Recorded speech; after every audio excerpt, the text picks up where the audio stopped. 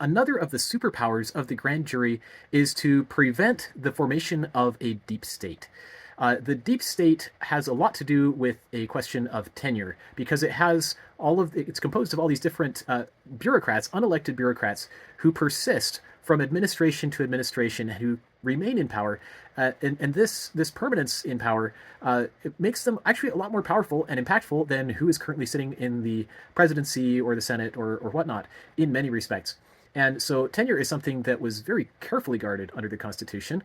And there's actually a very specific hierarchy of tenure for the appointments and elections of the various political officers in the branches of government that follows precisely the pattern of how informed and wise each selection was meant to be. And at the very top, you have judges, federal judges. Their appointments are meant to be for life, and they're appointed by the president with the advice and consent of the Senate.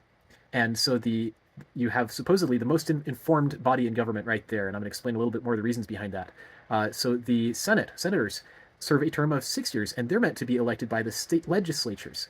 And then the president and vice president are meant to serve a term of 4 years, and they're elected through the electoral college, which is an indirect, it's a delegated election, and the state legislatures determine the manner of sending delegates to go and vote for the president. But those people actually just vote their conscience on who they actually think would be the best president. And then the final office is the House of Representatives for a term of only 2 years. And so the reason why all this is important, obviously, is because you have these bureaucrats who just persist. They're like a cancer that you can't get rid of. And there was actually some debate early in the days of the founding fathers about how this system should work. But the model that worked really to get rid of the deep state and prevent its formation was that you have a president who appoints his cabinet. Originally, there were only four cabinet members, and then the president can go ahead and appoint whatever other officers are necessary there. And then when the president is gone, his cabinet goes away, and so do all those officers, right? And they get flushed out, they get cycled out. That's the way it's meant to be.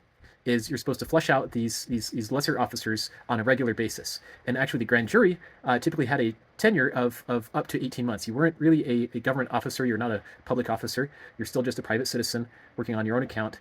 But you had the power to go and investigate this corruption. So if there was anything that was, not getting fleshed out properly and so on, the grand jury was actually this, you might argue, radical element, but they could actually investigate people and prosecute and say, hey, you're not doing your job. Get out of here, right? So this was the original Doge. And so you keep your government small by these investigative and prosecutorial functions.